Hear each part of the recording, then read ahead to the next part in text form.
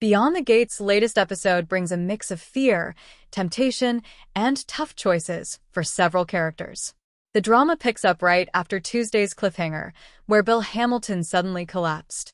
What looked like a calm moment has now turned into a dangerous turning point, and this sets the tone for everything that follows.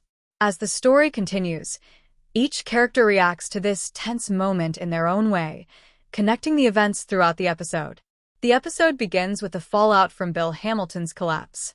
Bill had just returned from his doctor's appointment, where the poison in his system went undetected. This gave Hayley a chance to add more poison to his tea, hoping it would finally work. But the moment Bill fell, the situation turned far more intense than she expected. Hayley has wanted Bill gone for weeks, but Wednesday's spoilers reveal she will be utterly horrified by what she sees.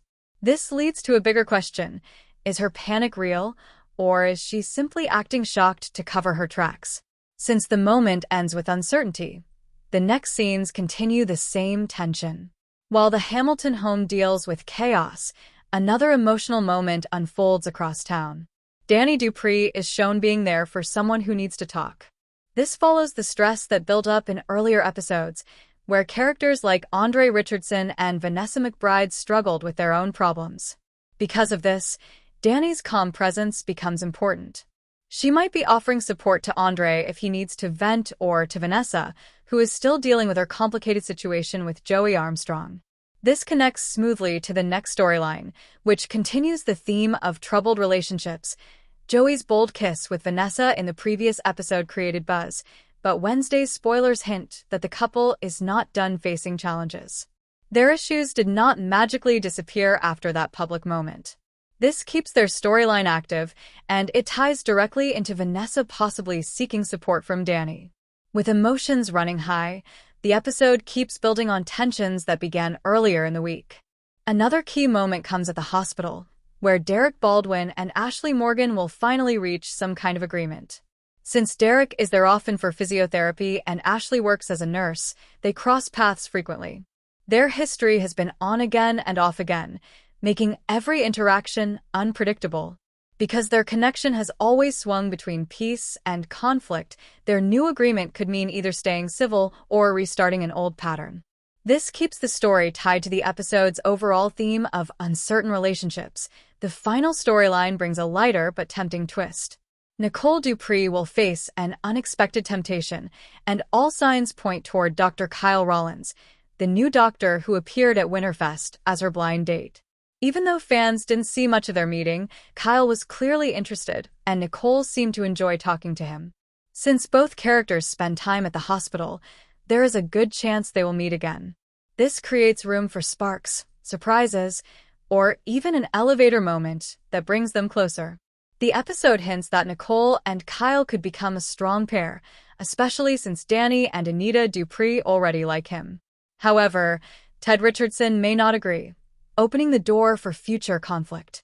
The air in Crestview has always been thick with secrets, but in episode 187 of Beyond the Gates, titled Precipice, that atmosphere turned toxic, culminating in a medical and emotional crisis that promises to shatter the meticulously constructed facades of two of its most prominent families.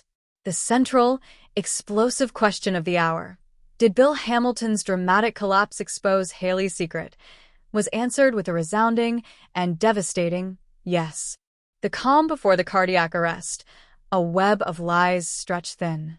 The episode opened not with chaos, but with brittle, performative normalcy.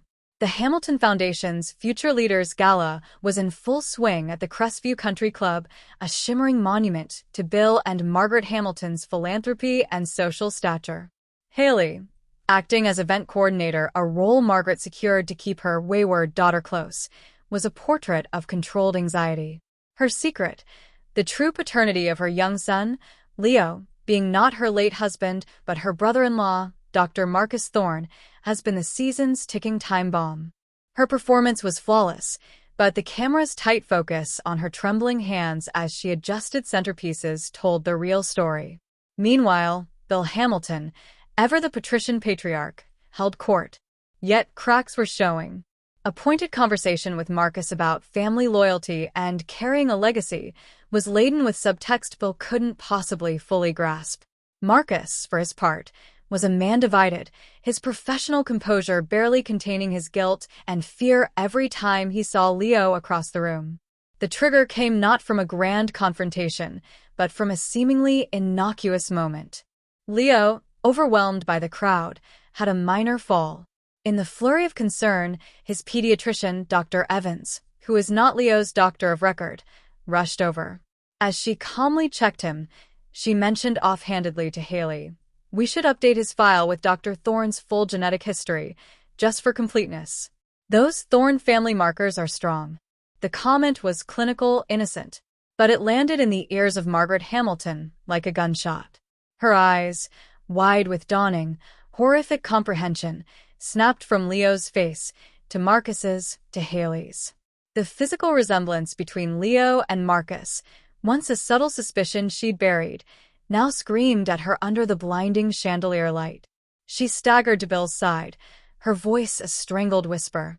The collapse, truth as a physical blow. Bill, misreading her distress as lightheadedness, guided her to a secluded alcove. "Margaret, what is it? You look like you've seen a ghost." "Not a ghost," she rasped, her gaze fixed on her daughter. "A lie." "A monumental, disgraceful lie." "What are you talking about?" "Leo? Bill, he's not our grandson." "Not by James." The words tumbled out in a torrent of fractured observations. The doctor's comment, the shape of the eyes, the way Marcus looks at him, Hayley's constant, desperate deflection. Bill Hamilton, a man whose identity is built on control, legacy, and public perception, physically recoiled. "That's preposterous. Grief-stricken nonsense, Margaret." "Ask her," Margaret hissed, pointing an accusatory finger. "Look at her face." And Bill did. He marched across the ballroom, the sea of black ties and gowns parting unconsciously before the storm on his face. He cornered Hayley near the service entrance, his voice low but vibrating with fury. "Your mother is under a terrible impression. She needs to hear from you that it is a fiction, that my grandson is my grandson." Hayley, trapped, her back literally against the wall, broke. The year of grief, guilt, and fear erupted. Instead of the denial he demanded, she offered a tear-choked, silent plea. "Daddy, It was the silence, the lack of immediate, forceful rebuttal, that confirmed everything. Bill Hamilton's face underwent a terrifying transformation, from flushed anger to ashen disbelief, to a mask of profound, soul-crushing betrayal. He clutched his chest, a guttural sound escaping his lips. "You with him? After your sister, after my son." The words failed. The world tilted. And William Hamilton, the bedrock of Crestview, collapsed in a heap on the polished marble floor. The